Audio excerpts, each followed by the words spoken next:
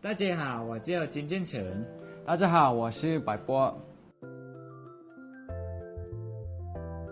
ไม่มีเลยครับผมคือมันเป็นรูทีนมากเลยเราก็ตื่นไปซ้อมแล้วก็กลับมาอย่างเหนื่อยล้า ถ้าว่ามีเวลาว่างๆก็ฟิตเนสนิดนึงหรือว่าไม่ก็เล่นเกมใช่ไหม เล่นเกมใช่ ส่วนใหญ่ก็จะเป็นเรื่องของเล่นเกมมากกว่า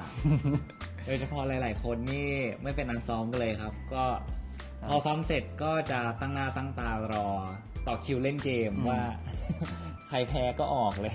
แต่ว่ามีเด็กคนหนึ่งที่ติดเกมมากคือน้องบาโคครับผม เล่นตั้งแต่กี่โมงนะ ทั้งวันนะผม ทั้ง เว วัน ลาว่าง แต่น้องเขาเวลาน้องเขาตั้งใจซ้อมก็ตั้งใจซ้อม แต่ว่าเล่นเกมก็ตั้งใจเล่นเหมือนกัน ก็ชื่นชมน้องครับ ครับผมหลังจากจบโวลด์ทัวร์นี้รู้สึกโล่งมากครับผมมันเป็นอีกสเต็ปหนึ่งของเจอร์นี่การเป็นนักแสดงหรือว่าการเป็นเพอร์ฟอร์เมอร์ครับผมแล้วต่อคืออันนี้จริงๆเป็นแค่จุดเริ่มต้นยังมีหลายอย่างที่เราอยากจะทำแล้วก็วางแผนที่จะทำในอนาคตครับผม สำหรับบิวเองก็นี่คือจุดเริ่มต้นแล้วก็อีกก้าวหนึ่งมากกว่า เพราะว่าเรามีหลายสิ่งที่ต้องทำครับ แล้วก็อยากลองหลายๆอย่างเนี่ยอยากคิดโชว์ต่อๆไปอยากทำไปเรื่อยๆอย่างเงี้ยครับ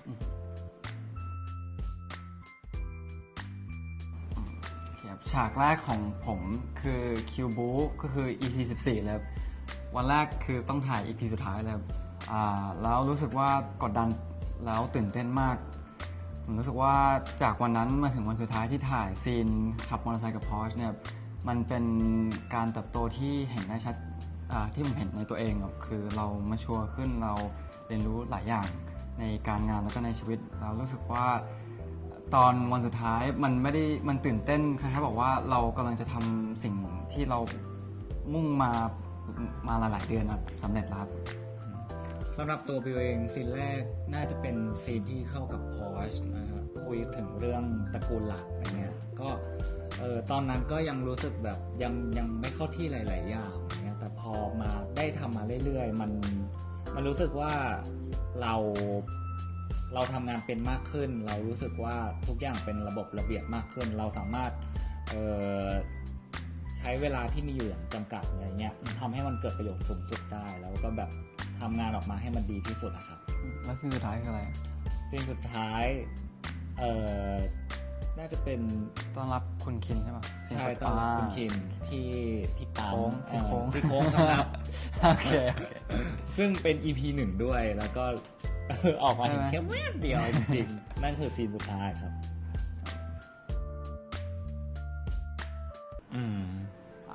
ผมรู้สึกว่าจริงๆเนี่ยบิลตอนแรกก็คือมีความคล้ายตัวละครพีทมากอยู่แล้ว แต่ว่าการที่เราได้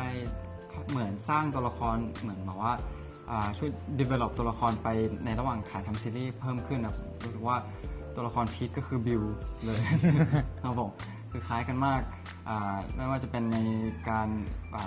นิสัยหรือว่ามุมมองของโลกอะไรเงี้ยครับก็รู้สึกว่าเขาคล้ายมาก สำหรับตัวไบเบิลเองก็คือเวกัสเลย คือเป็นตั้งแต่วันแรกจนมาถึงวันนี้อะไรเงี้ยแต่ว่าทุกวันนี้เขาหยิบด้านที่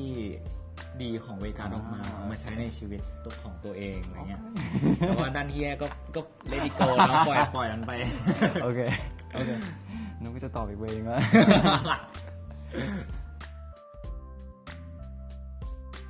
ตรงที่ว่าเราต้องถ่ายซีนที่ยากแล้วที่คอมพลิเคทด้วยกันอย่างเงี้ยครับเราเรียนรู้ผมส่วนตัวเรียนรู้วิธีการที่จะเป็นพาร์ทเนอร์ที่ดีต้องเป็นยังไงแต่ว่าการเข้าซีนกับคนอื่นเป็นยังไงอะไรเงี้ยคือได้เก็บประสบการณ์กับบิวเยอะมากเพราะว่าเรามีซีนเยอะค่อนข้างเยอะด้วยกันอะไรประมาณนี้ครับก็คือคร่าวๆก็ได้เรียนรู้ในชีวิตการทำงานนะครับการเป็นโคสตาร์ที่ดีต้องทำยังไงของบิวก็ได้เรียนรู้จากการเป็นพาร์ทเนอร์ที่ดีครับแล้วก็ซึ่งเราเคารพซึ่งกันอยู่แล้วในเรื่องของการทำงานแล้วก็แบบให้เกียรติกันไม่ว่าแบบเปิ้ลจะเสนอไอเดียอะไรออกมาเนี่ยเราก็พร้อมจะรับฟังแล้วก็แบบ ปรับเข้าหากันด้วยนี่ครับมันซึ่งเป็นการทำงานที่ดีครับแล้วก็คิดว่าการทำงานแบบอยู่ได้เรื่อยๆเงี้ยมันต้องเป็นพาร์ทเนอร์แบบนี้ครับ ในฉากร้องไห้เราจะมีครูประจำกองก็คือครูหนิงครับเขาจะมาช่วยเราตลอดเขาจะมาช่วยให้เราทำความหมายกับว่าทำไมตัวละครถึงร้องไห้ แล้วอะไรเกิดขึ้นก่อนหรือหลังซีนเพื่อจะให้มันพาไปสู่แบบว่าให้เราเข้าใจความหมายของอิโมชันอันนี้ครับแต่ว่าถ้าไม่ถึงจริงเขาก็จะให้เราใช้จินตนาการของเราไม่ว่าจะเป็นเอาเรื่องส่วนตัวหรือเอาเรื่องสมมุติขึ้นมาครับผมแต่ว่าของผมส่วนตัวนี้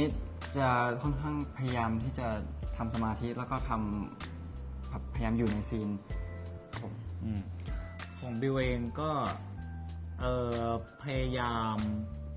มนึกถึงตัวละครมากกว่าว่าเขาคิดอะไรอยู่เขาเจออะไรมาบ้างเนี่ยแล้วก็อยู่กับโมเมนต์นั้นๆสถานการณ์นั้นจริงๆอะไรเงี้ยอยู่ตอนนั้นไม่ได้คิดว่าเป็นตัวเองเนี่ยก็คิดว่าเป็นตัวละครก็มันค่อนข้างยากที่ต้องใช้สมาธิแล้วก็กว่ามันจะถึงจุดนั้นจริงๆอ่ะมันก็หลงลืมความเป็นตัวของตัวเองไปแล้วแล้วก็กลายเป็นตัวละครตัวนั้นจริงๆครับจริงๆเราไม่เคยสัญญาอะไรกันเลยไม่เคยมันจะไปในเวแบบว่าแค่คุยกันแล้วก็เข้าใจกันว่าแบบว่าแบบเหมือนแค่แบบรับปากมากกว่าผมว่าแบบเราเข้าใจตรงกันว่ามันจะเป็นในเวนี้ครับอย่างเช่น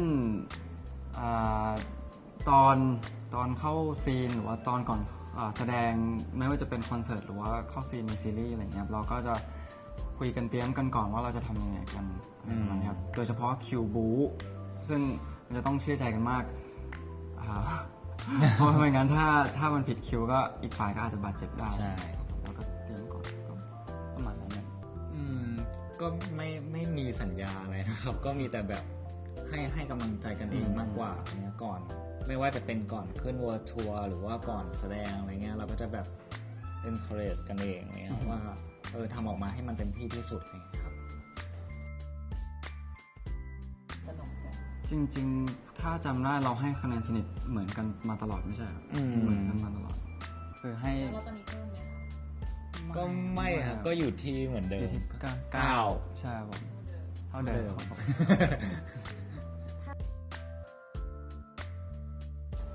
ถ้าต้องออกแบบผมจะคงเลือกให้เขาแบบคีปสไตล์เดิมเพราะแต่ละคนก็มีสไตล์ของตัวเองมีเอกลักษณ์ของตัวเองแล้วเรื่องคำแนะนำอะไรเงี้ยผมก็อาจจะถามว่าแบบตรงรองเท้านี้สวยไหมอะไรเงี้ยเพราะว่าเราค่อนข้างชอบเรื่องรองเท้าเหมือนกันคล้ายๆกันประมาณนี้ของบิวก็ไม่ค่อยแนะนำอะไรครับเพราะว่าไบเบิลเขาก็จะมีสไตล์ของเขาเองแบบสไตล์เวลาที่เขาแต่งตัวก็จะเป็นแบบของตัวไบเบิลเองเลยเงี้ยซึ่งเราจะไม่บังคับใครให้ทำในสิ่งที่เราแบบต้องการเป็นตัวของเขาเองดีที่สุดแล้วครับของขวัญปีนี้นะครับผมก็ไม่บอกงั้นเดี๋ยวปีหน้าอาจจะบอกครับผมลาปีหน้าอันนี้ค่ะกับพี่โนไม่เจอกันยังไม่ได้เจอกันแล้วรู้สึกว่าไม่น่าจะได้เจอกันเพราะว่าคือผมไม่ได้เอาเกรลไปไหนมันเป็นแมวอยู่ที่บ้านนี่แหละผมเป็นแมวอินดอร์แล้วนานๆทีจะพาเขาออกไปที่ไหนแล้วรู้สึกว่าถ้าได้เจอกันก็ต้องรอดูเพราะว่าเราก็เดานิสัยแมวไม่ได้ แมวมันเป็นสัตว์ที่แบบห่วงถิ่นใช่แล้วแต่ว่าเอามิโนมาหาเกรย์แล้วเกรย์ไปหามิโนว่าแมวตัวไหนจะเจ้าที่เจ้าถิ่นมากกว่าดูทรงแล้วน่าจะได้คนอยู่มากกว่าสำหรับตัวมิโนเองก็เป็นแมวที่แบบรักสงบด้วยซ้ำแต่แบบตั้งแต่เลี้ยงมาแบบแมวผมไม่กินเนื้อสัตว์เลยเนี่ยใช่กินแต่ผักอะไรเงี้ยฮะจริง บอกว่าเอา เหมือนแมวถือศีลอะจริง เอาขนมแบบขนมปลาก็ไม่กินเหรอ ๆ no เนี่ยขนมเลียก็ไม่กิน ขนมเลีย no โอ้ ก็รู้สึกว่าเป็นแมวที่แบบ ไป เป็นแมวที่แบบอยู่นิ่งๆอ่ะไม่ค่อยอะไรกับใครมากกว่า ก็จะนอนอย่างเดียวแล้วก็แบบก็เหมือนเจ้าของเลย ไปต่อ แต่ต่อ ใช่ครับผม บิวรู้สึกว่าทุกๆคำพูดอ่ะมันมีผลของมันอยู่แล้วอะไรเงี้ยทุกครั้งที่พูดอะไรเงี้ยมันต้องกลั่นกรองอยู่แล้วครับ แล้วก็บิวเป็นคนค่อนข้างแคร์ความรู้สึกคนอื่นอะไรเงี้ยแล้วก็เวลาจะพูดอะไรออกไปก็จะไม่ใช้คำพูดที่แบบทำร้ายคนอื่นครับ ผมรู้สึกว่าผมให้ความสำคัญกับการตัดสินใจอะไรมากเลยเพราะว่าเวลาเราตัดสินใจอะไรแล้ว อันนั้นคือมันมีคุณค่าผม when you make a choice ก็เลยก่อนที่จะตัดสินใจอะไรหรือว่าก่อนที่จะพูดอะไรเนี่ยเราต้องคิดก่อน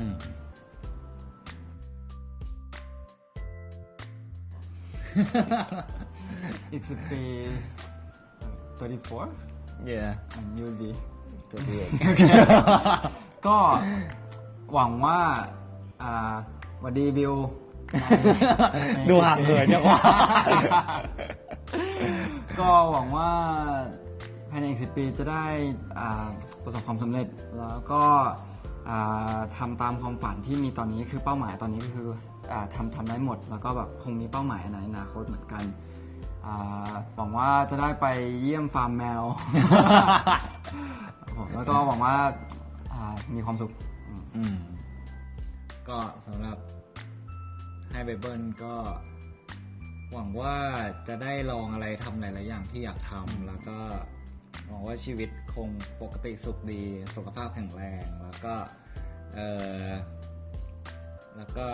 อยากทำอะไรที่เคยฝันไว้อะไรเงี้ยก็หวังว่าเขาจะมีความสุขในทุกๆวัน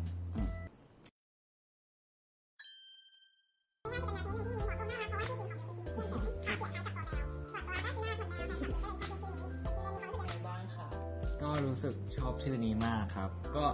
ตอนแรกก็ไปเสิร์ชหาเลยว่ามันคืออะไรอะไรเงี้ย ก็เจอแต่แบบรูปแมวอะไรเงี้ยแล้วก็แบบชอบชื่อนี้เหมือนกันแล้วก็ก็ต้องแบบขอบคุณที่แฟนๆชาวจีนชอบชื่อนี้เหมือนกันเพราะว่าบิวก็ชอบเหมือนกันครับ